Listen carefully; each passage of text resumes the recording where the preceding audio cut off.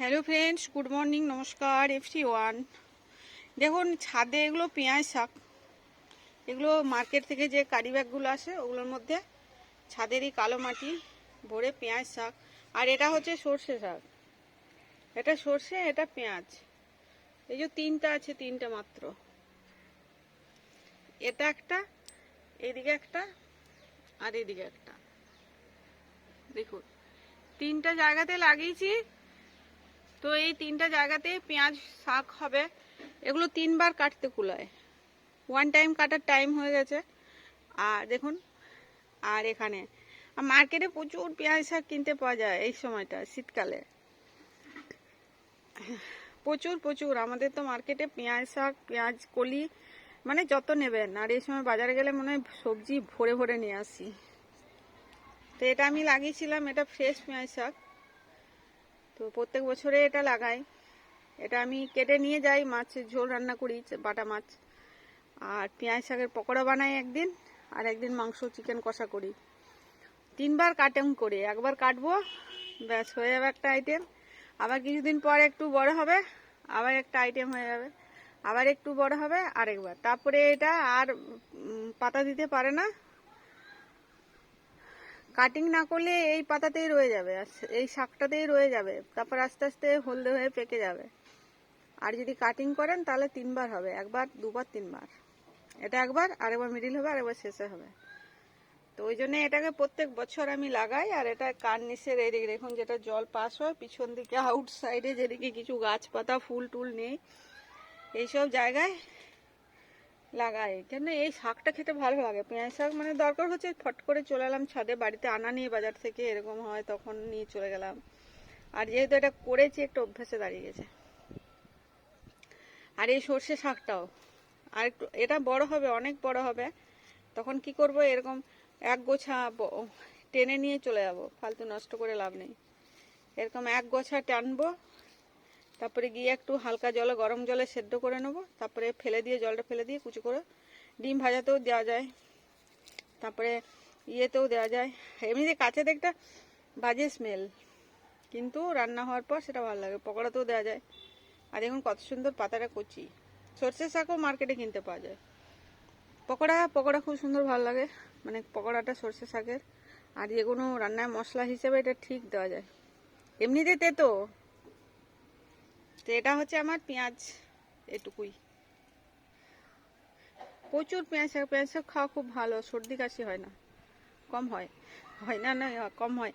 আর পেঁয়াজ শাক খাওয়া ভালো। আর বাজারে না প্রচুর প্রচুর পেঁয়াজ শাকের পোস্তও ভালো লাগে, আমরা তো পোস্তও বানিয়ে খেয়ে নিই পেঁয়াজ শাকের। তো এই হচ্ছে সিস্টেম। যে কোনো শাকেই আমরা খাই, যেগুলো অখাদ্য কুখাদ্য বাদ দিয়ে, বাকি যেগুলো খাবার তালিকায় মানে খাওয়া যায় সেগুলো খাই। আর যেটা ছিল সেটা হচ্ছে এই যে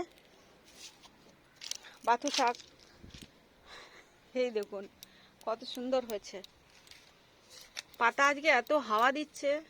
এটা হচ্ছে পনকা শাক, কত বড় হয়েছে দেখুন। এটাও ছাদেরই মাটি। এই যে এটা পোস্তর মতো ধরেছে, এটা তুলে ফেলে দিতে হয়, তাহলে নতুন ডাল হবে। মাঝে একদিন তুলে দিয়েছি, তাহলে সাইড থেকে আবার ডাল হয়ে গাছটা বড় হবে। আর এখন নিয়ে নিই পনকা শাকেরও সেম, এগুলোতে মাথাতে এরকম পং হয়েছিল, তো আমি তুলে দিয়েছি, কাটিং করে দিয়েছি যাতে ডাল হয়। আর একটু বড় হবে, পনকা শাক খুব বেশি বড় হয় না। শাকটা নেব, দেখতে ভালো লাগছে, এখনো পাকেনি, হলুদ আছে, সবুজ আছে, ওই জন্য নিয়ে নি। ছায়াটা সরো না, তাই আর কি।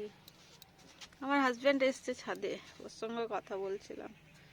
এই যে এটা হচ্ছে বাথু শাক, এগুলো সব এই শীতকালের, এগুলো শাক শীতকালে এগুলো পাওয়া যায় বাজারে, আমাদের এখানে যত নেবেন বাথু শাক।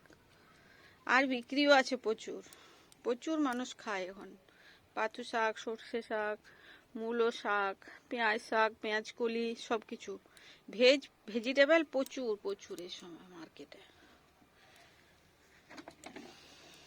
তো এটা হচ্ছে আমাদের ছাদেরই, এগুলো আমরা আলাদা করে বীজ বুনি না, আর বীজ ছড়াই না। ছাদের যে কালো মাটিগুলো থাকে ওগুলো জড়ো করে রাখি, ভাবি সার মানে অন্য টবে খালি হলে তখন টবে ঢালবো, এরকম জড়ো করে রাখি। এটা যেমন অ্যাডেনিয়াম রয়েছে, পুরো কালো মাটি ভরে গেছে, তো জল দিইনি বলে কিছু চারা বেরোয়নি। এখন জল দিলে এই যে বাথুর শাক এমনি বেরিয়ে আসবে।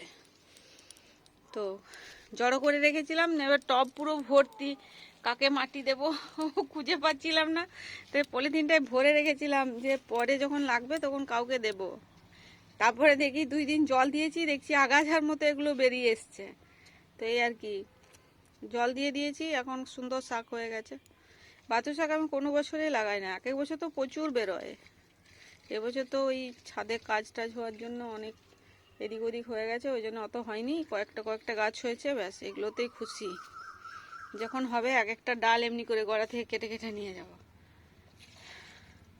একদিন হয়ে যাবে, 2 দিন হয়ে যাবে। আর এটা না, যত ডাল কাটিং করবেন তত হবে, এটা এটা এটা আরো মোটা হবে।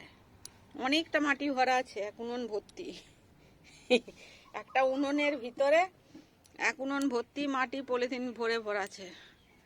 তো এই হচ্ছে ব্যাপার। আর এরকম পোস্তর মতো ইয়ে হয়, এটাই বীজ হয় পরে পেকে, এখন কেটে দিচ্ছি। সাইডের ডালে যখন বীজ হবে তখন ইয়ে করব, রেখে রাখবো। সবাই ভালো থাকুন, সুস্থ থাকুন, ভিডিও দেখুন, অবশ্যই ভালো লাগবে। আর এগুলো কি মানে খেয়াল, মনের খুশি একটা আর কি।